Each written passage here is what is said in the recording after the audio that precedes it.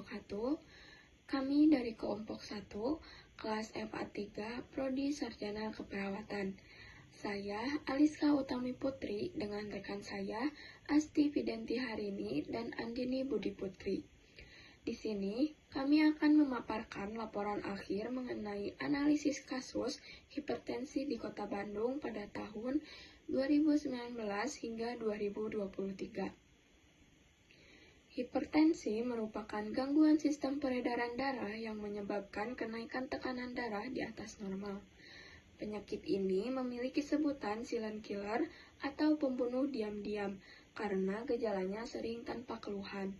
Kondisi ini sangat berbahaya karena penderita sering merasa sehat, namun secara tiba-tiba mengalami komplikasi serius hingga kematian mendadak.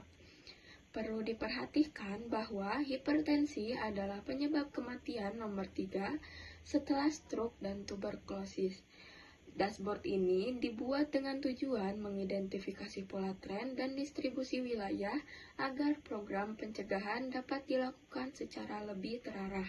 Pertama-tama, saya akan memaparkan mengenai proses pengumpulan data yang menjadi dasar analisis ini. Data yang digunakan bersumber dari Open Data Dinas Kesehatan Kota Bandung tahun 2025. Data tersebut mencakup jumlah penderita hipertensi untuk kategori usia di atas 15 tahun berdasarkan fasilitas kesehatan yang ada di Kota Bandung. Secara teknis, dataset yang diolah terdiri dari 400 baris data. Dataset ini sudah mencakup variabel-variabel penting untuk dianalisis. Di antaranya adalah nama kecamatan, nama fasilitas kesehatan, jumlah kasus per wilayah, serta tahun pelaporannya. Sebelum data dipindahkan ke Tableau, tahap data cleansing dilakukan menggunakan bantuan Excel dan spreadsheet. Proses ini sangat penting untuk memastikan tidak ada data yang tumpang tindih atau tidak lengkap. Dengan begitu, hasil analisis yang ditampilkan di dashboard ini sudah melalui proses validasi sehingga data benar-benar siap untuk diinformasikan kepada publik.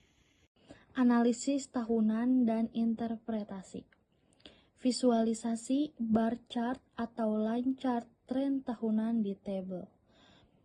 Tren 2019 hingga 2022.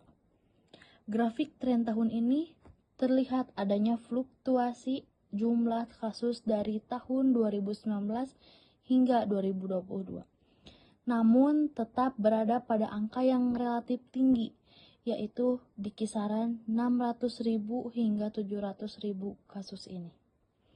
Kondisi ini menunjukkan bahwa beban penyakit di masyarakat masih sangat signifikan dan belum mengalami penurunan yang bermakna dari tahun ke tahun.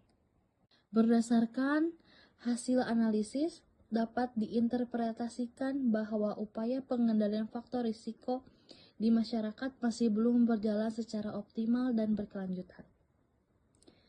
Tingginya angka kasus yang cenderung konsisten mencerminkan bahwa implementasi perilaku hidup sehat seperti pola makan rendah garam, pengendalian stres, serta aktivitas fisik yang teratur masih belum menjadi kebiasaan yang menetap di sebagian besar masyarakat.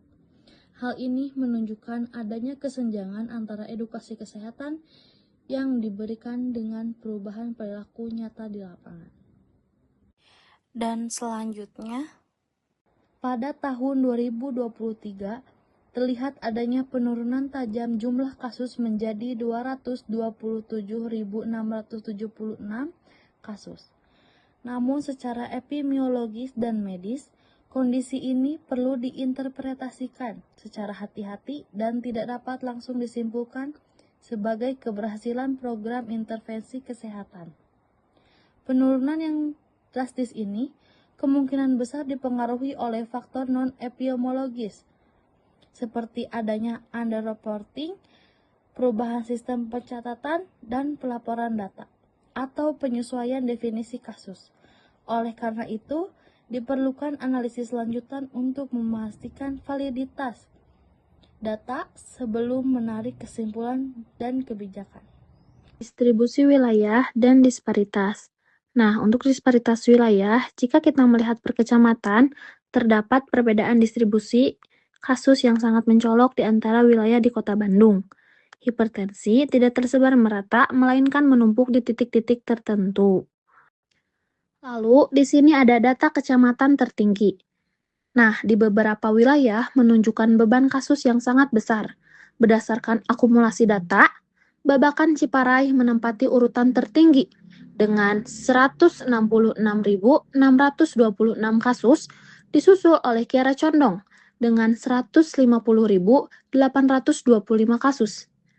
Nah, angka ini sangat berbeda jika dibandingkan dengan wilayah seperti Cinambo yang memiliki jumlah kasus jauh lebih rendah. Lalu yang terakhir ada interpretasi wilayah. Ketimpangan ini menunjukkan adanya perbedaan determinan sosial kesehatan. Wilayah dengan kasus tertinggi biasanya tuh berkaitan dengan kepadatan penduduk yang ekstrim, lalu tingkat stres lingkungan perkotaan yang lebih tinggi, serta variasi tingkat pendidikan dan kondisi ekonomi masyarakat yang mempengaruhi akses mereka terhadap layanan informasi kesehatan. Berdasarkan data tersebut, kami merekomendasikan 5 langkah strategis. Yang pertama yaitu screening aktif, fokus pada wilayah dengan beban kasus tertinggi. Yang kedua, edukasi gaya hidup, sosialisasi diet rendah garam, dan kepatuhan terapi secara konsisten. Yang ketiga, surveillance valid, optimalisasi pelaporan agar data lebih reliable. Yang keempat, monitoring digital, pemanfaatan dashboard untuk mendukung kebijakan kesehatan. Yang kelima, intervensi lokal, program spesifik berdasarkan kebutuhan unik setiap kecamatan. Kesimpulannya, hipertensi masih menjadi tantangan serius di Kota Bandung karena trennya yang belum menurun secara konsisten dari 2019 hingga 2023. Penurunan tajam di tahun 2023 perlu kita waspadai sebagai potensi bias sistem pelaporan. Adanya disparitas wilayah membuktikan bahwa intervensi harus berbasis data dan kondisi sosial masyarakat setempat. Sekian presentasi dari kelompok 1 kelas FA 3. Terima kasih atas perhatiannya. Wassalamualaikum warahmatullahi wabarakatuh.